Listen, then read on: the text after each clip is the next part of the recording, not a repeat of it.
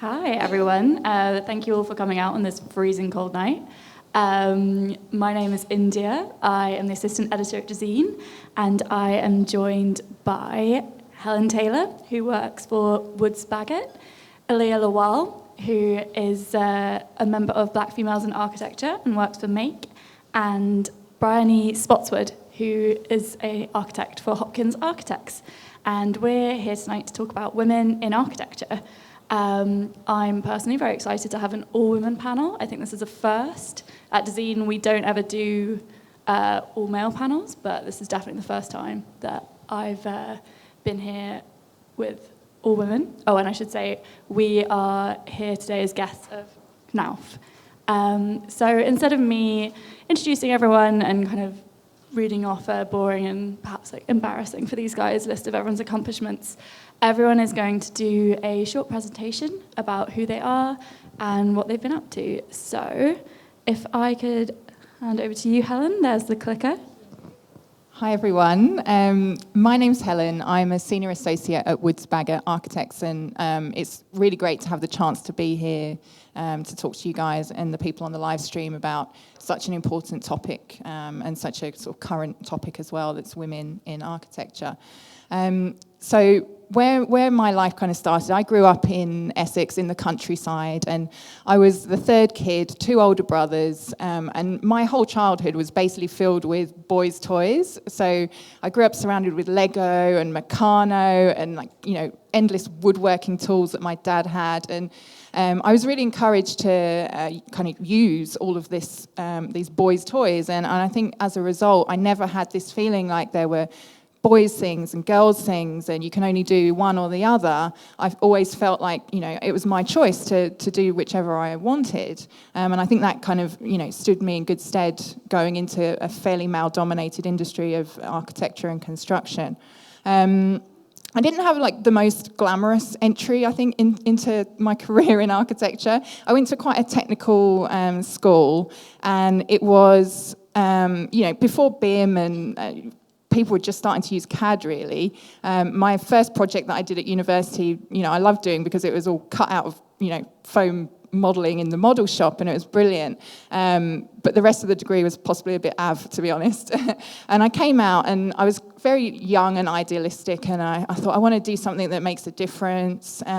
So I joined a housing trust, their architectural team there, and their role was basically to go into people's houses and adapt them when they had issues so that they could keep living there. So, whether that was older people or families who had kids with disabilities and they, the needs were changing as the kids would get older, or people actually just like us who, by kind of cruel twist of fate, had an accident or had a disease and ended up in a wheelchair but wanted to stay in their home. So, like most architectural assistants straight out of university, I ended up doing a lot of toilets. So, accessible toilets and ramps and stair lifts and really unglamorous stuff. But I think what was amazing about this was these little projects. They were my projects. So after a couple of months on the job, I was just sent out on my own to go into these clients' houses, and sometimes difficult situations in their living situation, and work out from them what they wanted, what they needed for their life. And then I saw the whole project through. So I'd measure up their house, and I'd draw up the plans, and I'd talk it through with the builders and see the whole thing through, and also see their face at the end when actually they have something that's really improved their quality of life. And I think that was when it first started to grow in me that architecture is about the humans that are using the spaces as much as it is about a nice facade and a fancy place. So after a couple of years of doing toilets, there's only so many you can do.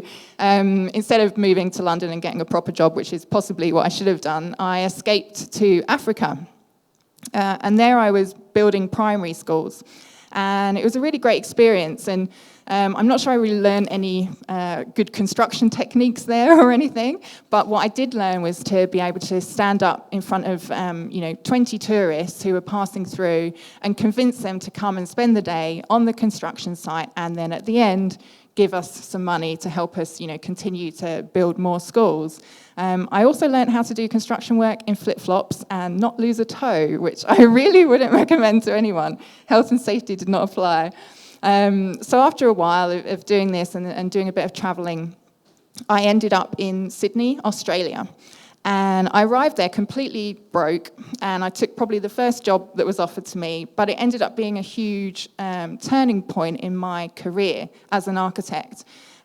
I worked for quite a small practice, just a handful of projects, a handful of employees, and the guy who was the boss, one day he came in, and he's kind of a typical older gentleman, white hair, heading to retirement, but he really was on the money when he came in one day and he said, I've just heard about this new software called Revit.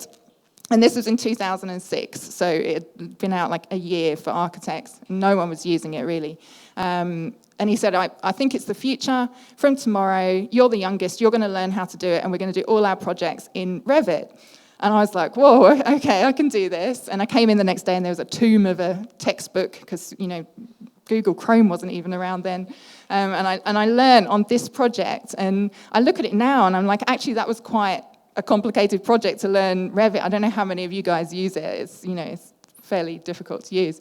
But it sort of set the course of my career, and Revit was always a bit of a cornerstone for me, and I knew, I'd always be able to get work. I could choose quite good projects after that. So I was really grateful for that. I moved on to my first kind of larger, more commercial practice. And what was amazing about here was the fact that everything was being built. We spend a lot of time as architects designing things on paper, and sometimes, the paper just ends up in the bin, but everything we were drawing was ending up on site. And I got to be project architect on a couple of, medium-sized schemes, not anything massive, a childcare centre and a fitness centre, and some other hospitality work. And it's where I really learned the skills that are needed to be a project architect, and the all-around skills that you need. And I think seeing things through on site is essential, because you realise you can't fake anything. Everything you're doing on paper is going to be on site, and if you've made mistakes, you will find out and you're going to have to fix it, which teaches you, a lot in a very short space of time. But after a few years of this, my mum was getting angry and saying, you really need to come back home now. So I moved back to London.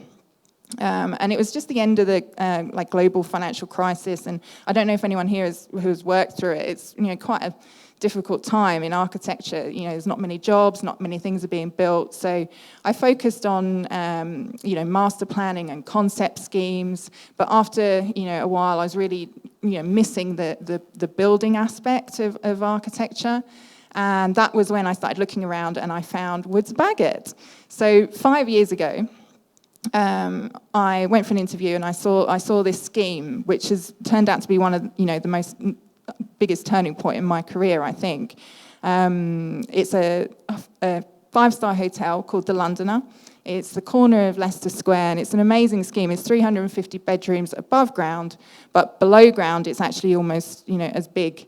So it's a hugely complicated scheme, and I joined just as sort of periphery role, and pretty soon I was then project architect and then project lead, and the most fascinating thing about this project actually for me was, at the time, it seemed to be an all-girl design team for all of the roles. So I was project lead. I've got there's an amazing facade lead and package lead who are here with us tonight, and the structural engineer was a female, and the mechanical engineer was a female, which is, so rare. And it was just a happy coincidence that it all came together on this project. And it was amazing to walk into a design team meeting, and for once, instead of it just being you and a whole massive table full of men in suits, there was really strong female representation in the room. So it was a real joy to work on that.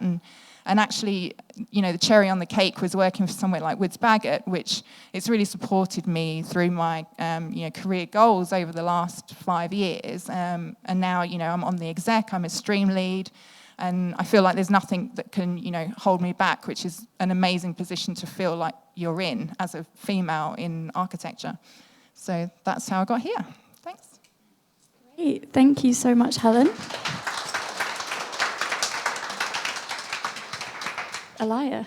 Hi, I'm Alia. I'm from Make Architects. I'm a Part 1 architectural assistant there, and I'm a representative of BFA. I just wanted to start off with something that I thought was important, and it was the fact that when I was first asked to do this panel, my initial reaction was absolutely no way.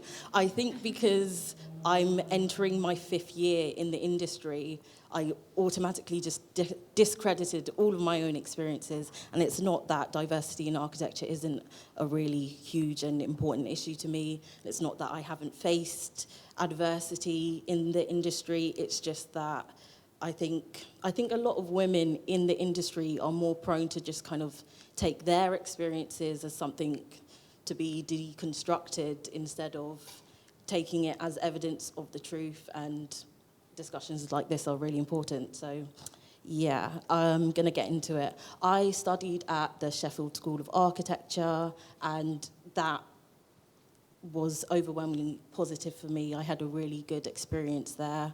And my year group was actually 60% female and 40% male, and about 30% of the students were also international students. So definitely when I first looked around, it kind of reaffirmed my belief that my race and gender wasn't going to play a part in my kind of progression through the field.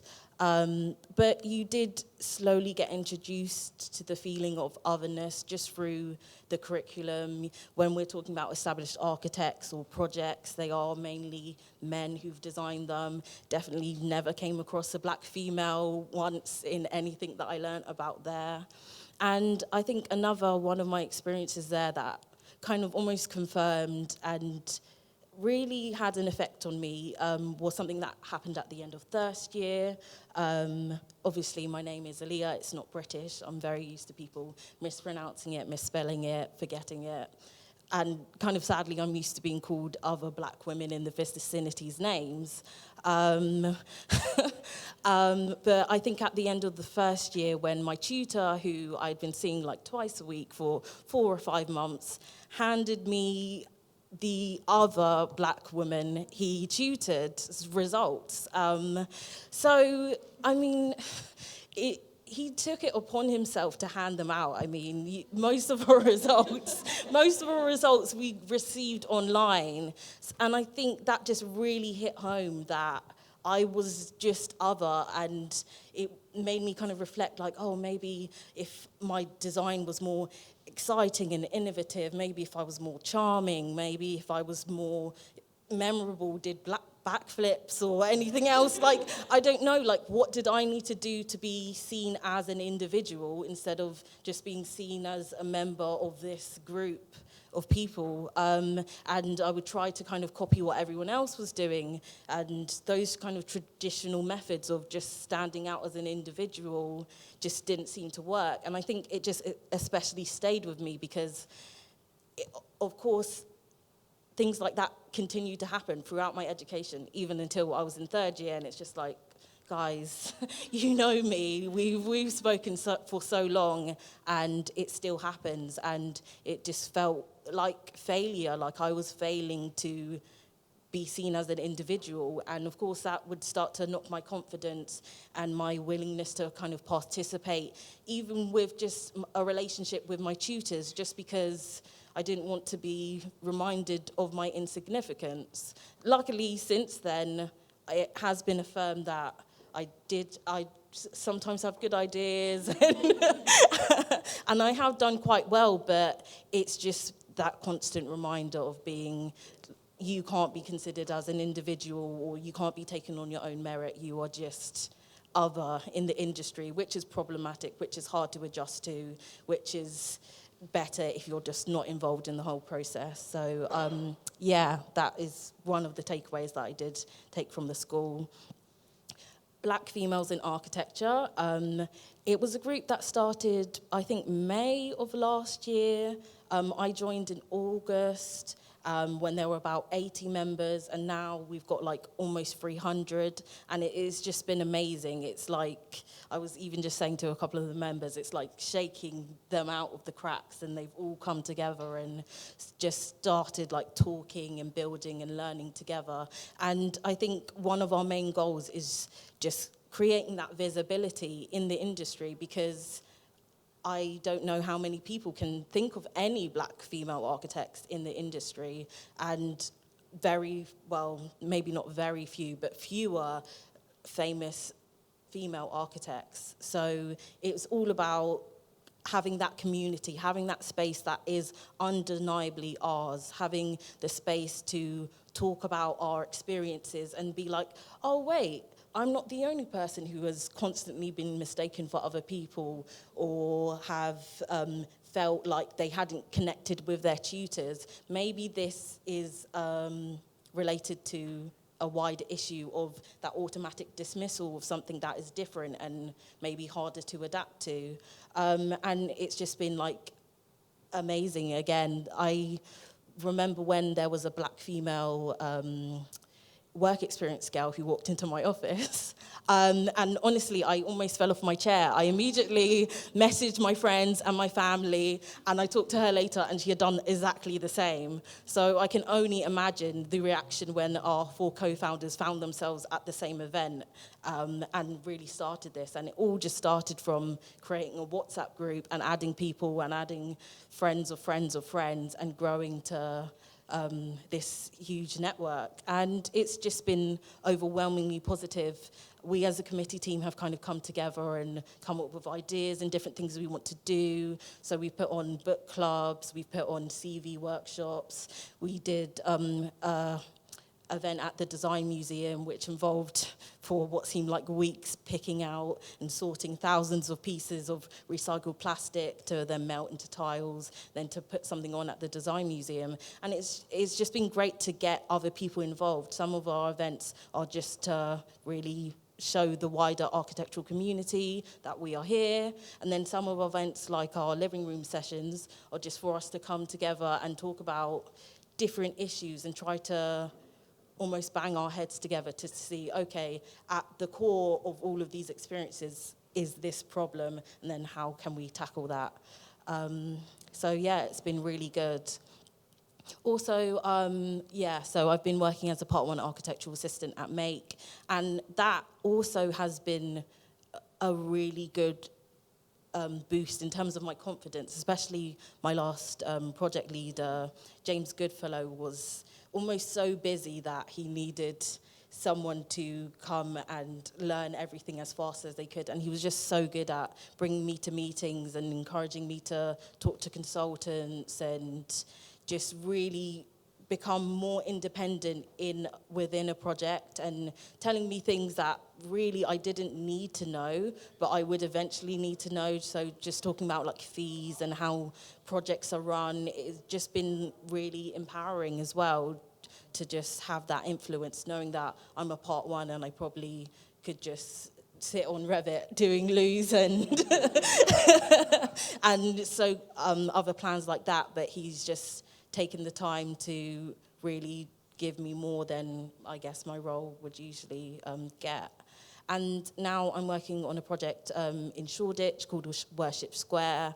And again, we've got 3 women in our team and 2 men. And this team is the first team that I've ever worked on at Make with women at all. And we're going to receive another one on Monday, so that's really good. But it's just really exciting to have that different dynamic and to be working with people at different stages, like architects, Part 2, who have like gone through the process, and to see, oh, maybe it is a bit more possible, instead of kind of waiting for, oh, am I eventually going to find a barrier that I can't break down or get over if I want to have children or anything like that. So it's really nice to kind of work with them.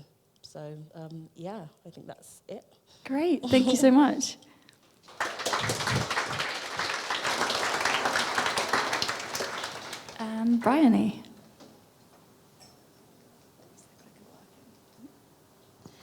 Hi, I'm Briony, and I'm a project architect at Hopkins. It's a huge honour to have been asked to come and do this, and it's quite intimidating by how many achievements these guys next to me have kind of got in their lives. So I just, again, wanted to start and talk a little bit about my background. That's hugely important to me, and a lot of people don't realise, because on the face of it, I'm very English, and actually I spent most of my childhood living abroad, and in particular in Kazakhstan, where I was shipped out at the age of 4 and put into a local Russian school where I spoke no Russian whatsoever. So as a kind of an experience that definitely formed who I am today, I kind of often go back to that moment when I was sat in a Soviet concrete classroom with 40 other people and couldn't speak a word of anything that they were speaking, so quite traumatizing.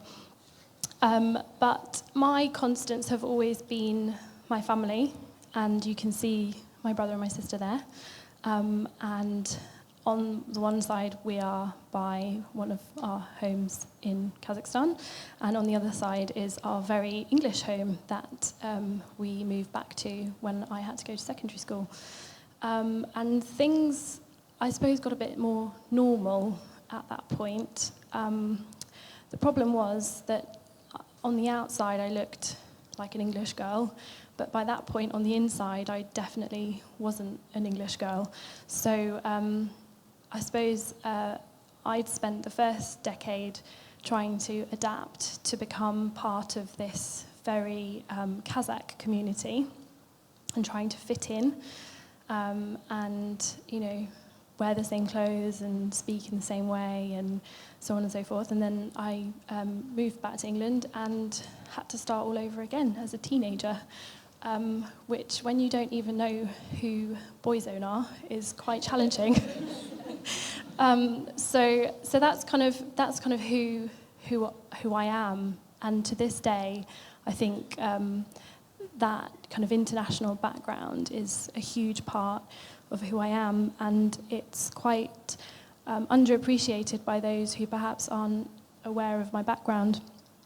I too went to Sheffield University for Part 1 and Part 2, and I credit the university with teaching me how to think differently about design and about participation, and communication in particular was very important.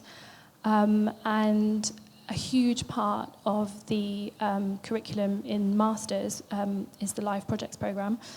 And what's so inspiring about it is that you get sent to the most random parts of the country that you are definitely not familiar with, and you have to engage with people who have very few similarities to your context, and you have to work together in a very equal, open, transparent way to achieve whatever the objective of the project is. So collaboration becomes hugely important, advocacy, communication, and the kind of the skill set that I learned at Sheffield is still something that I kind of draw on to this day when I sit in a meeting and have to align myself to other people's ways of thinking, which might not necessarily reflect my own.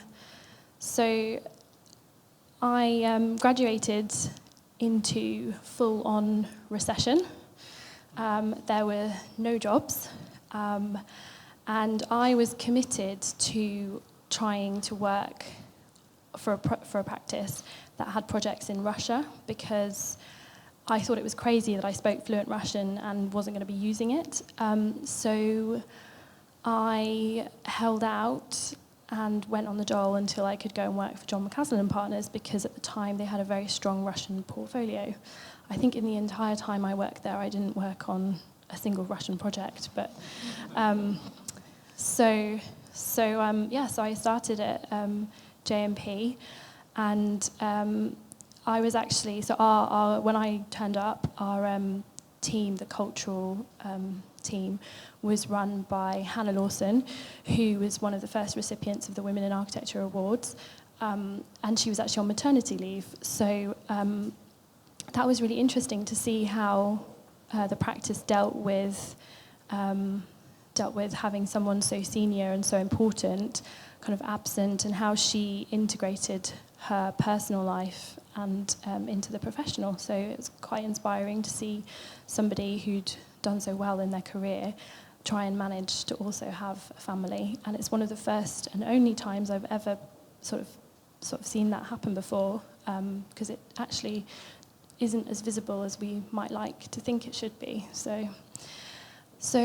in times of recession, I guess they like people who are good but cheap to do lots of work.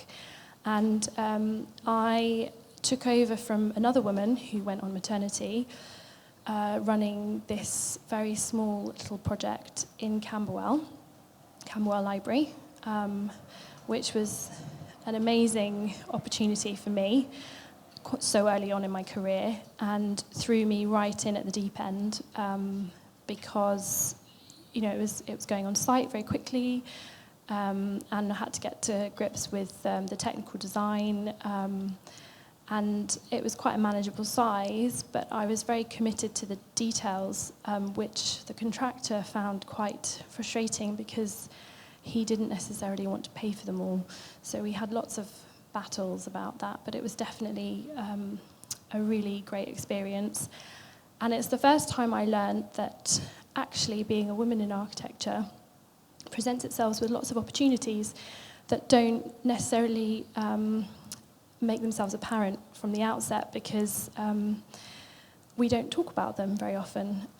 But I think on the construction sites, the teams are very aware of making sure that they're equal in the way in which they communicate to the other design team members.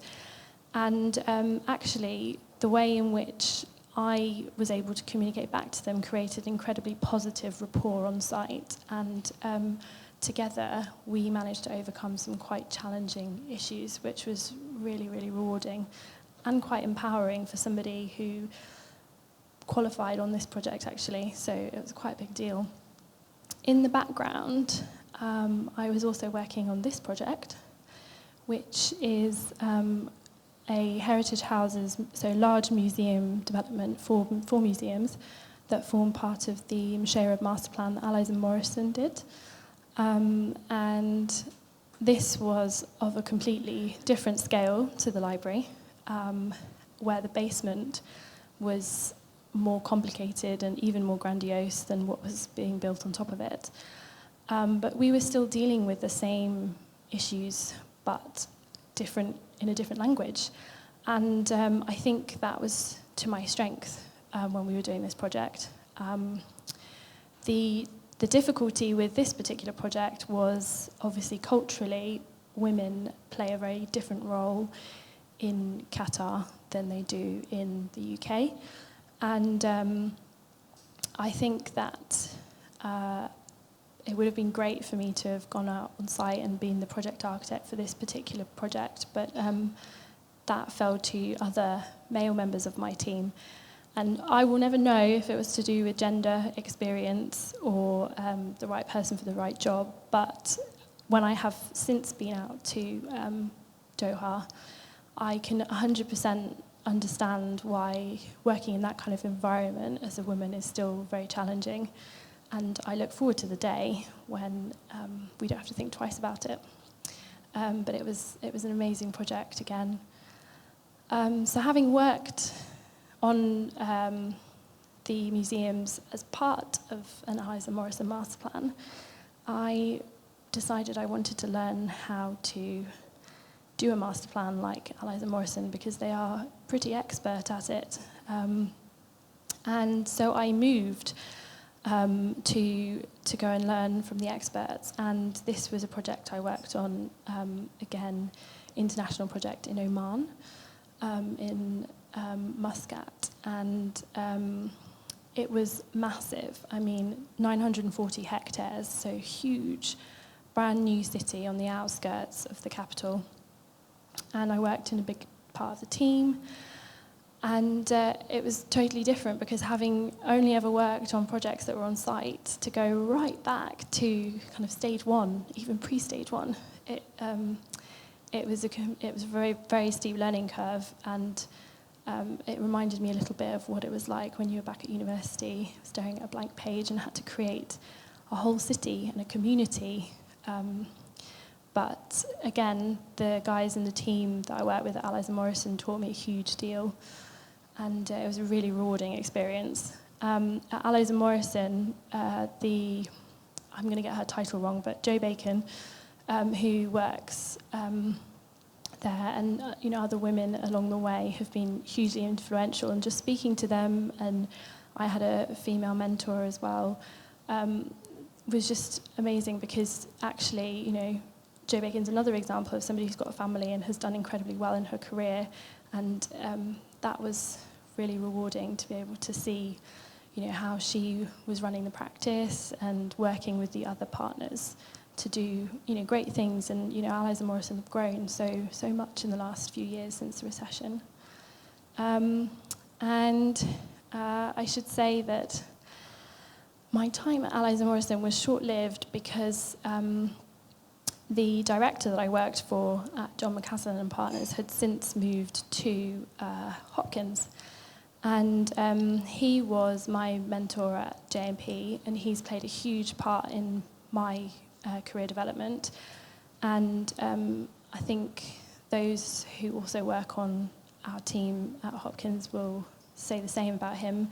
He is an incredibly generous boss to work for, and he is very committed to sharing his knowledge with those that work with him. And he asked me to come and help him do this project, which is the Peninsula Hotel and Residences. That's going up at Hyde Park Corner. So those of you who cycle up past Hyde Park Corner, it's our fault that the roads are blocked all the time. Sorry. So this is kind of what I'm doing at the moment, and I have a team of other architects, hugely talented architects, and together I look after with them the residences. And a bit like you as well, we have a lot of very talented women in our team. I think there's 6 of us in a team of 12, which is amazing. And it's just been incredible to be a part of it. It's a massively complicated project. It's, several stories up and the same down. And about 2 years ago, we decided to flip the construction methodology. So rather than digging the basement out first and going from the bottom up, we are doing top-down construction. And learning about that and being a part of that process on site has been incredibly rewarding. I think the other thing about this project is the client is obviously the Hong Kong Shanghai Hotel Group, and they're an incredibly amazing client to work for, very, very demanding, but quality is immensely important to them. And working with a client who wants the best all the time, even if it means that we have to change things quite last minute, is just an amazing learning experience. And we have faced many challenges along the way, like deciding to build it completely differently. But it's been a hugely rewarding experience, and I've definitely seen my career kind of grow significantly since joining Hopkins, because they are incredibly supportive of me and those that work with me.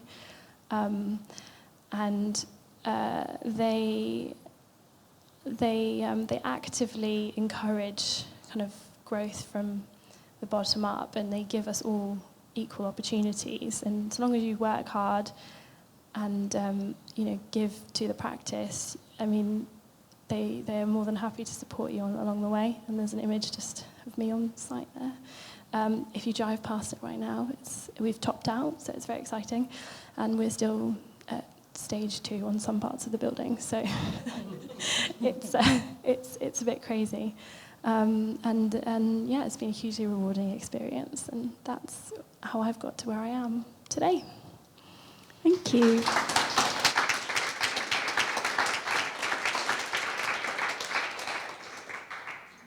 So my first question is, why women in architecture? Why is it important to have women designing the buildings that we live in, that we work in, that we play in? Why is it important to have women designing at the level of a city? Because, I mean, we're here in London. It's been going for hundreds of years, and women haven't been in architecture for that long, comparatively. Just jump in. I mean, I don't think anyone in any practice would ever disagree that, the best team and the best result is going to come out of a diverse team. We're extremely diverse set of humans who are using these buildings, and I think unless, there's many different types of people that are coming and putting their ideas on the table, it's always going to be, too homogenous. And I'm sure you guys feel the same working in your mixed teams where it's actually fairly equal. Things just go smoother, I think, when there's this mix of women with their skills, guys with their skills, and everyone has different personalities, and it's just better to have this diverse mix. Yeah, I completely agree. I think 50% of us are female, 50% are male, and it's really important to have that diversity reflected in the buildings that we design, because how I live in my home is very different from how my dad lived in the home, or how my boyfriend lived in the home. So I think it's really important to have that equality when we design buildings. Yeah, I mean, I would just kind of reiterate that. I think even the greatest male architect in the whole world, he only knows his own experience, and like you said, we experience the world in a different way, and if he only has other male architects to talk about it, it's all going to go, all the designs are going to be based on prejudices and guesses, and really you want intelligence. So I think it's really important to have a very diverse range of people designing. Yeah, I always think of the kind of the story about the Apple technicians making the health tracker and having a team of kind of 8 men, and they all forgot to put periods on because they just didn't think of it. And I think one of the main ones with architecture is that often male architects might forget to put enough toilets in. I mean, there's definitely not enough toilets in London theatres. If you've ever gone to a London theatre and you're a woman and you're trying to queue for the ladies' do, you are going to be there for most of the interval. So it's been really exciting to hear about how you've had these affirming moments where you've met other women, other black women in your kind of working environment. The good news is that we do have at least kind of half of the undergraduates, half of Part 1 are now women, certainly in the UK. But according to REBA, we're still only, I think, about 29% of registered architects are women. So what do you think the barriers are? Is it what we're told as children? Is it when you get to your kind of secondary education? Or is it, kind of further up? Where do you see the bottlenecks or the... I have to say, I find, I don't know whether it's necessarily a barrier. I think there's 2 things at play. One is that it takes time for the 50% at university education to filter through. But I definitely think that it is not as attractive for women to pursue senior roles, because actually a lot of the time the way that society has developed is that we have other roles in life, and our role in the family might be more important, and for whatever reason at the moment perhaps it's a lack of understanding or appreciation, the office environment is actually not very permeable to somebody who's also got another role, being a parent or a carer or along those lines. And I don't know that there's one solution. I think it's definitely about working together to find the best way to help each individual, because that's the other sad thing is I see some people put in female policies and actually one rule doesn't fit for everyone, and I think it's much more about working with the individual and being much more conscientious that we're all different and unique, and we should celebrate that and work with others. Definitely the biggest barrier that I see that affects women as opposed to men is for sure when when people have kids. I mean, I don't know how many of you guys have kids. Hands up if you have children. So 2, 3, 4. So not that many, basically. And it'd be actually really interesting to hear in the Q&A at the end from some of you guys who work in the industry and have kids as to how you found it and what you think could be improved, because I'm guessing neither of you have. No. So we're sitting up here and we're basically not representing a massive part of the industry that is, I think, experiencing the biggest barriers. So yeah, maybe we can touch on that later. Yeah, I mean, my experience is still limited, but I think the lack of role models and the lack of appreciation of female architects, which is pretty widespread, that there were times that I really felt like I was the first person to really walk this journey, which is not true, and that belief that women haven't contributed so much to architecture is false. And if I, as a woman, can feel or buy into that, then I can only guess what men who've worked with only men believe also. So I think the attitude from both of us believing like that we would be good enough for a role, I think that really kind of makes people kind of drop off one by one. Just the lack of belief in women as architects, I think. Yeah. I think the issue of role models is hugely important. I have the same thing the whole way through university, and even now when you look at who you aspire to be and where you're trying to get to, I have yet to come across somebody who I think, yeah, they've nailed it.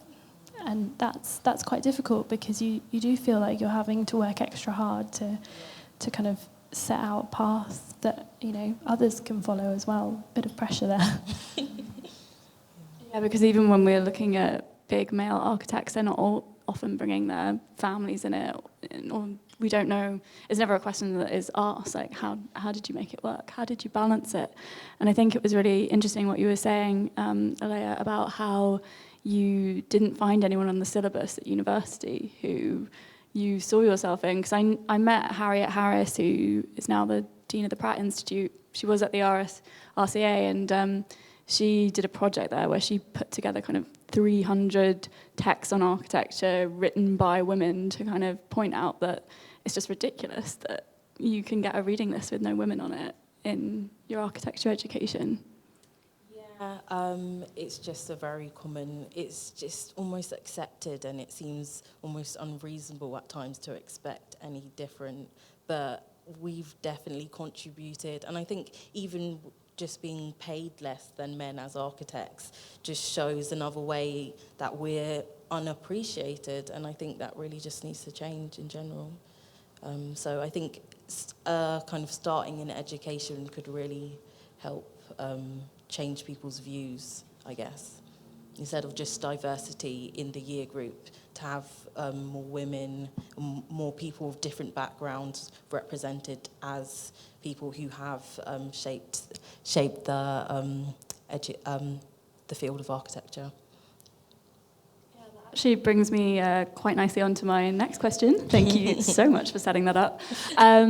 So we've talked a bit about role models. What else is there that universities and studios and practices could do to support women, and not just support kind of women at the start of their career, although that's great as well, but getting them into senior positions. Because we did a survey at Dezeen last year, and of the kind of top 100 global practices, I think 3 were led entirely by women. So yeah, there's not many women up there at the top. What do we need to do?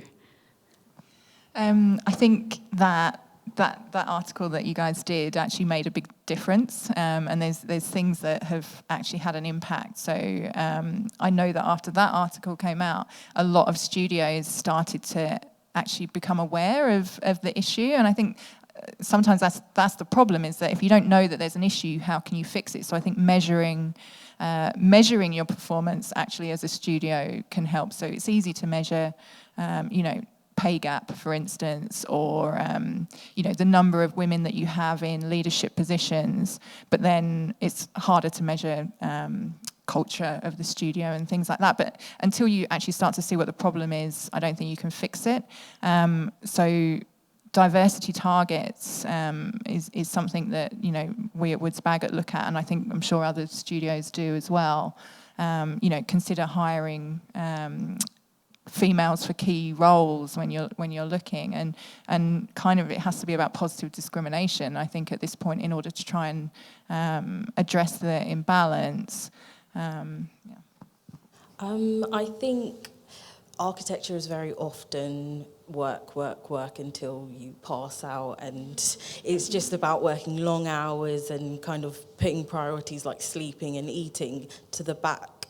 But it also kind of attracts, I think it is more catered to men in the industry, just considering that you can't work like that once you're pregnant because you're, carrying a life, or maybe when you, just in our society, women are more encouraged to look after their families or be homemakers. Maybe their priorities change. And I just think, I know a lot of people in architecture wouldn't like this, but I think we would have to change the way that we work, or at least are expected to work, to accommodate more women in the industry. I also agree that it's about becoming aware that you've got a problem. I think that it doesn't necessarily appear in front of you and you think, oh gosh, that's a real issue.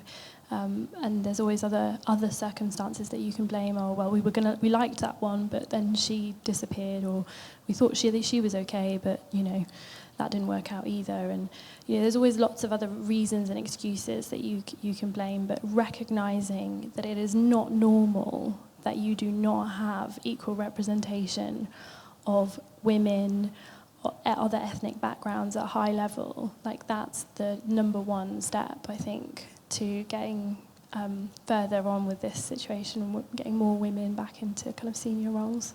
Slightly a sort of rolling issue, because unconscious bias plays such a massive role in hiring and promoting people, and people don't even realise that actually they're promoting people who they like, and they like them because they're like them. And until you actually start to cold-heartedly look at your options and realise what you're doing, it's difficult to make a change. But I think everything that we're talking about here now and everything that's going on in the industry is making a difference and an impact, and I think it's like a snowball effect. And as more women get into positions of leadership, more women are going to have role models to look up to, and there's going to be much more diversity, and it's just going to grow and grow and grow, I hope.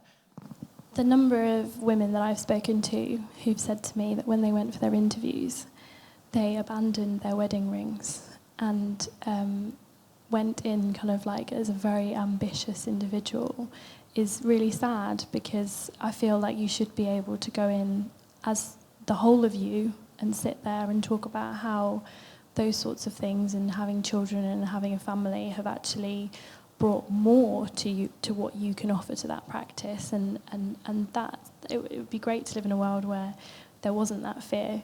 And I just wanted to pick up another point that you mentioned earlier, and that is that I have a member of my team who is probably one of the most committed members, and she's pregnant with her second child, and she's an inspiration to all of us in our team, because how she's done her part 3, mothered one, carried another, and, you know, flexibly moved and shuffled her childcare around our project deadlines has just been incredible. And I know that every single person on our team really, really appreciates her for it. And she's set a massive example to the whole practice, I hope, about how you can make it work. And if the practice work with you, which I think Hopkins have, you actually can give, you're not just enabled to give more back, but you feel like you want to be there for your team. And I would hope that she agrees with what I've just said, but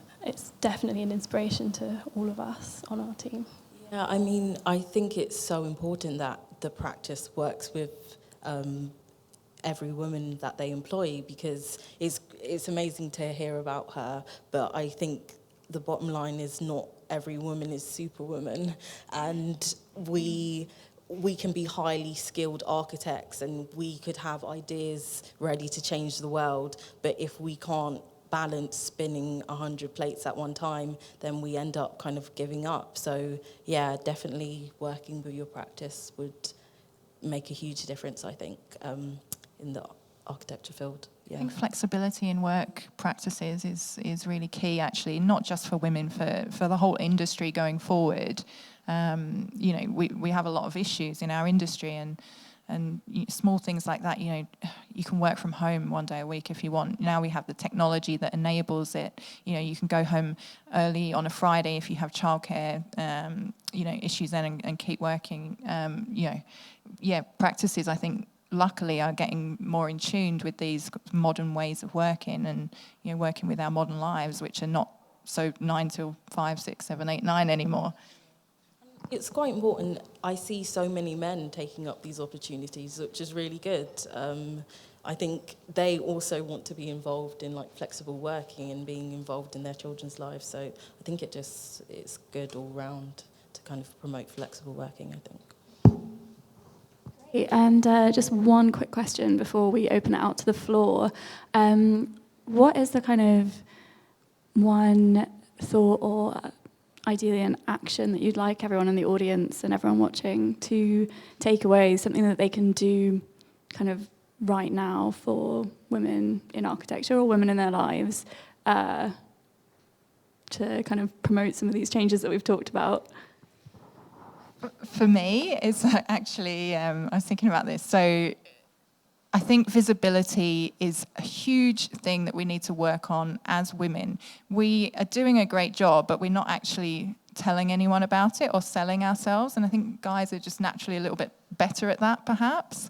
I think that as a woman, you don't have to be this super expert on a subject to be able to have an opportunity to be visible in that topic. There's plenty of speaking opportunities for women in architecture at the moment. In fact, you know, people are crying out for it.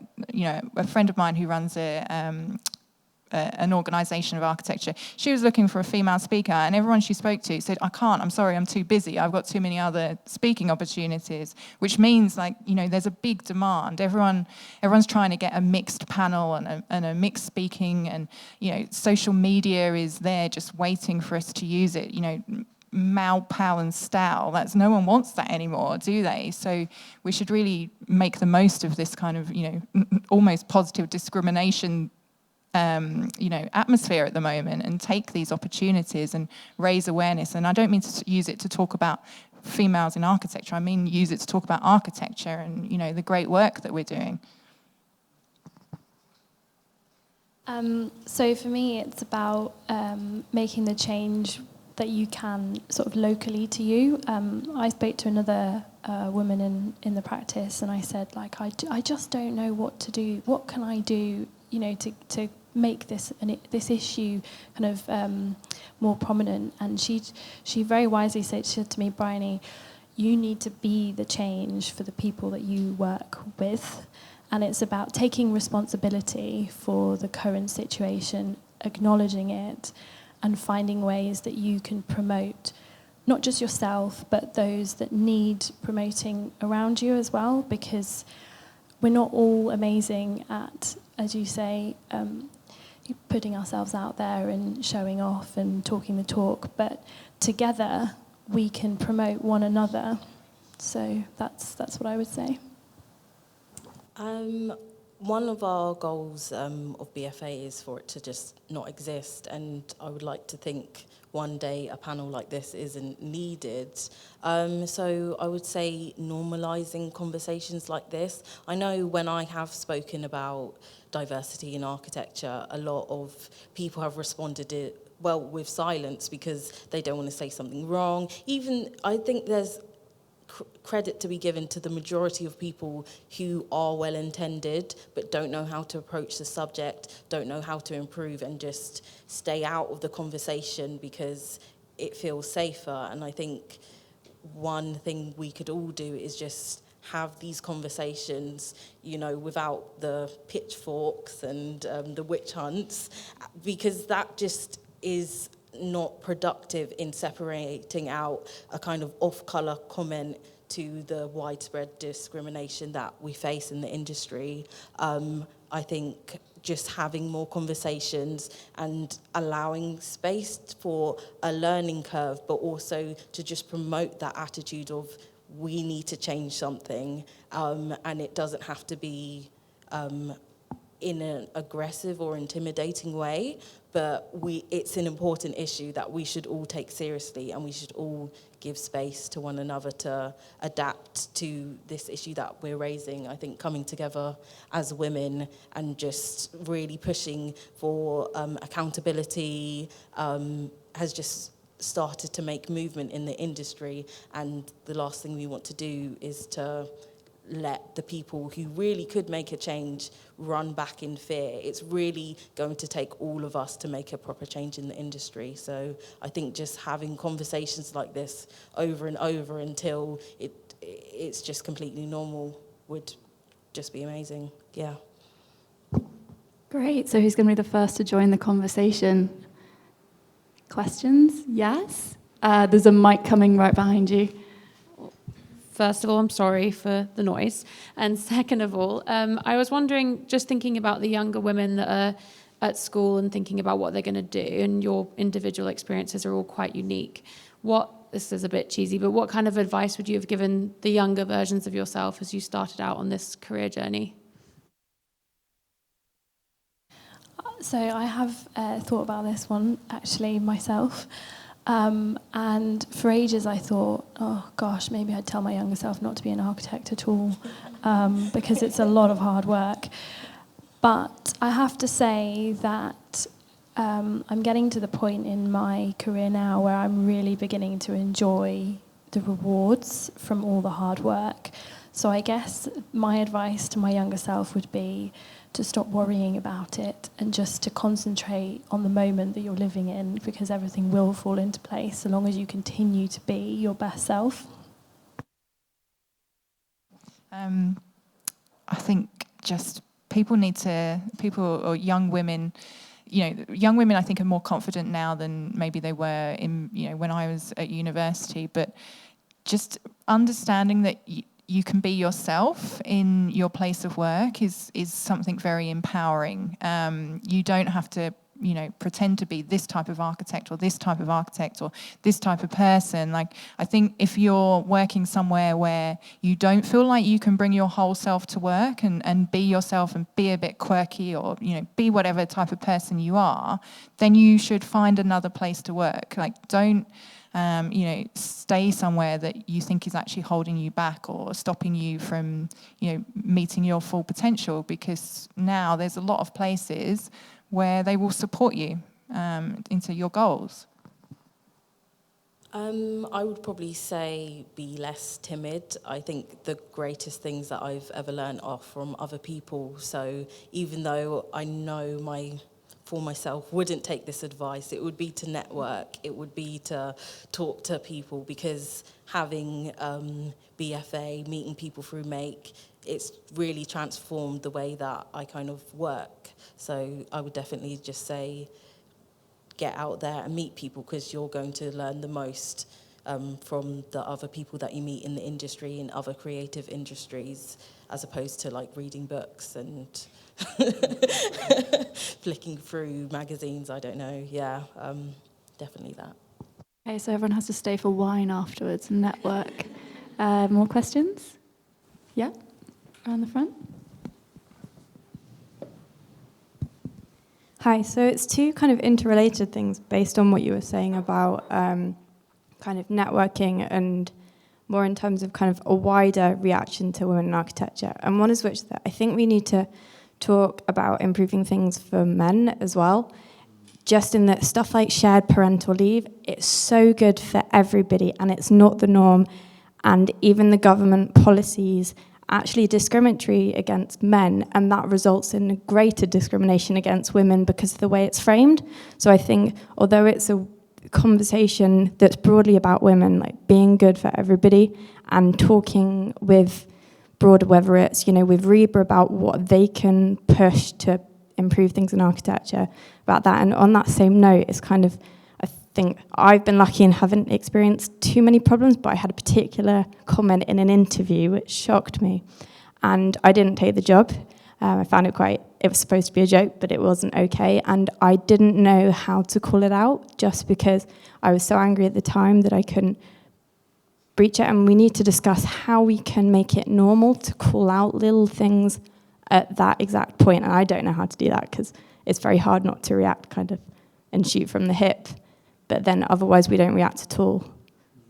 I think you should react. That's my personal opinion. I've been in the industry for coming on to 20 years now, and I as well haven't really experienced many blockers, and there's just been a few isolated incidents of twits basically, but the incidences haven't really changed, but my reaction to them has changed. And a year ago, someone in the construction side of my project, a new guy, he on drinks grabbed me by the cheek, and I was very shocked, and I thought, you know what, that's even worse than a bum pinch, basically, because it's like some sort of power play when someone's like to your face. And I said to him, and I don't regret it, I was like, if you ever do that to me again, I'm going to punch you in the face. And that was totally shooting off the hip. And he was like, oh, you're overreacting. But then, his colleague came past, and I was like, oh, what would you do if someone pinched you on the cheek? And he's like, I'd punch him in the face. So I think, and I felt good about that, because I thought it's not the most elegant response or whatever, but I just was glad to not let him get away with it and show him. And I think, with the Me Too movement and the power that, we're all feeling right now, we're allowed to call people out, and we should be supporting each other in that. And if you see someone else, who doesn't have the confidence to say anything, you should say something.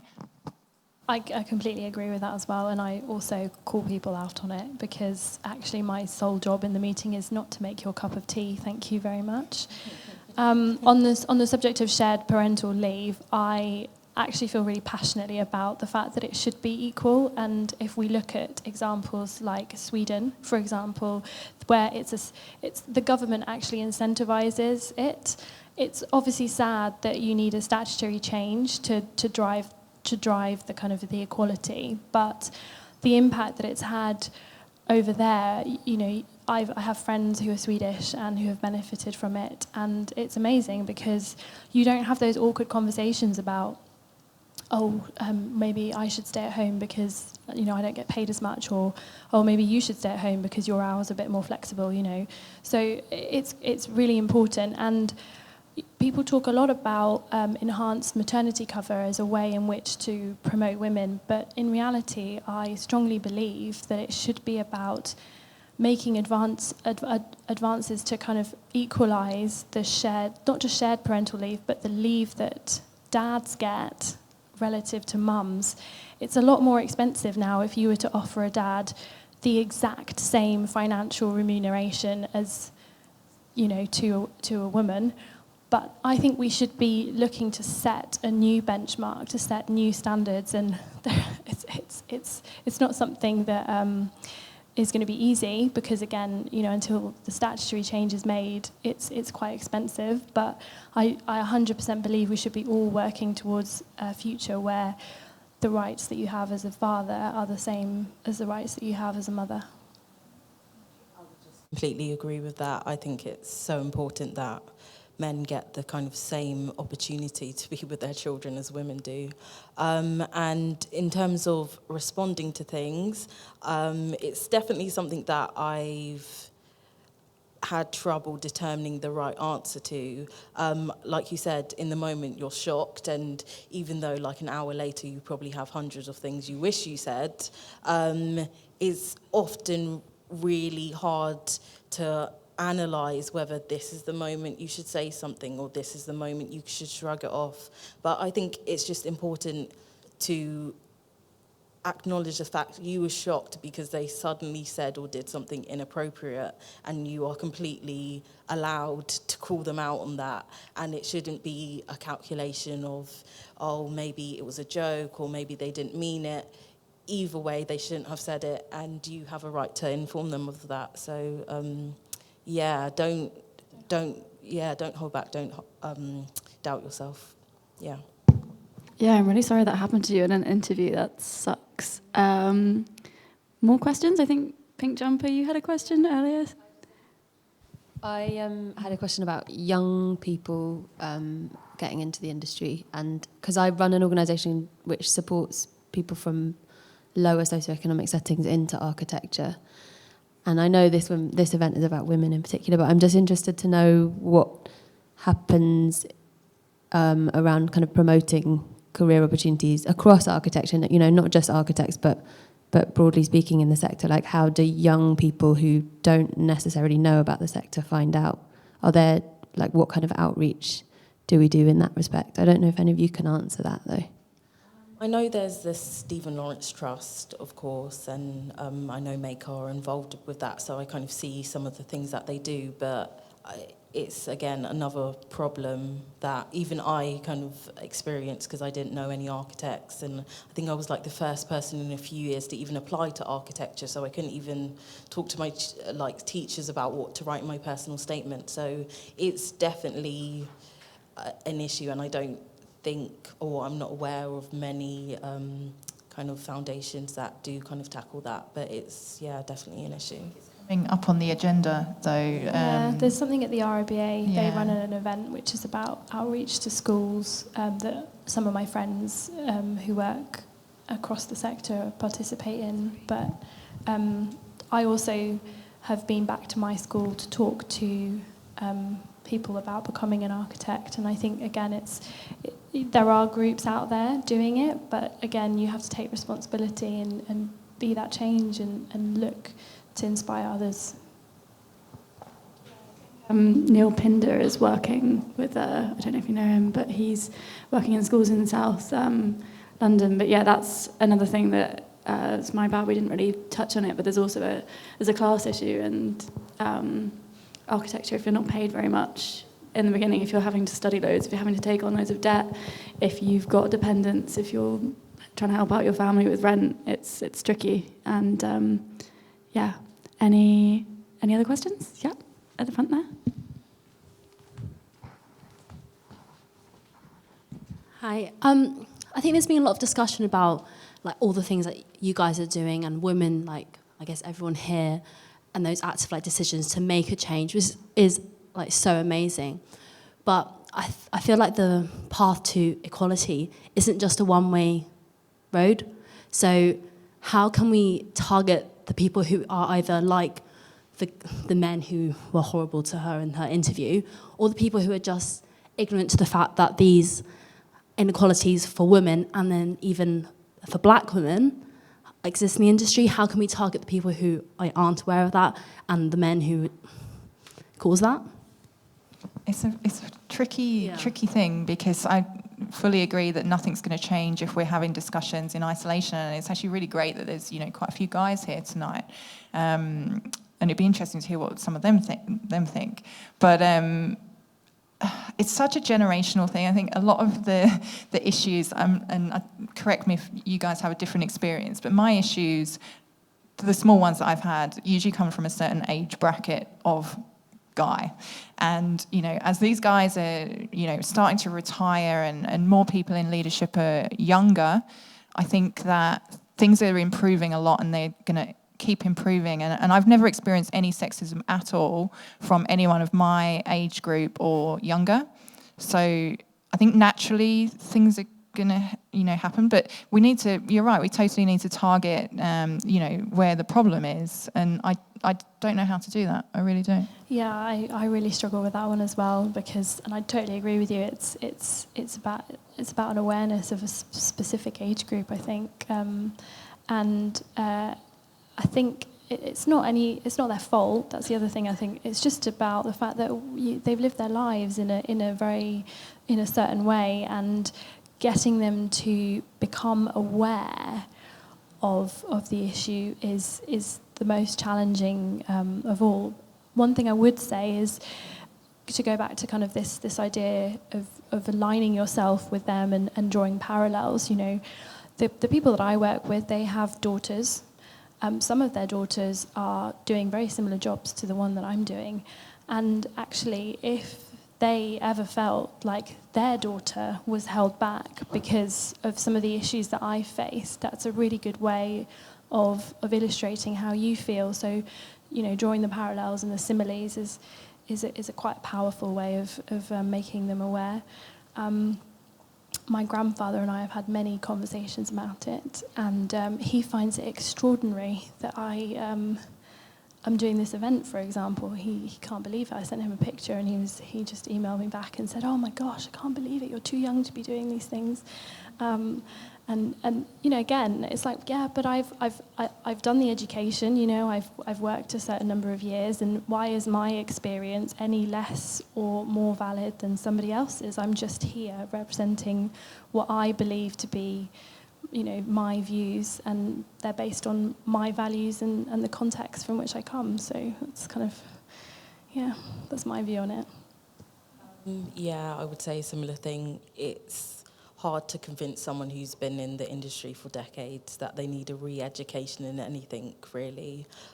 So there's definitely an intergenerational aspect, but then, of course, younger people are able to be ignorant too. So you shouldn't pick to handle a situation differently because they're younger versus because they're older. So I think, again, just having more conversations so that everyone is undoubtedly informed, whether they choose to change or not, it would just make it a lot easier to call things out, I think, when they do happen, because you're not the first person bringing it to their attention. So that's what I would say. Register to vote would be my advice. I think also legislation needs to happen as well. More questions? No? Oh, no, I'm getting a gesture from the back. Absolutely no more questions. Thank you so much to my brilliant panellists, and thank you for having us, Knauf, and for facilitating this really exciting conversation. And network away, everyone.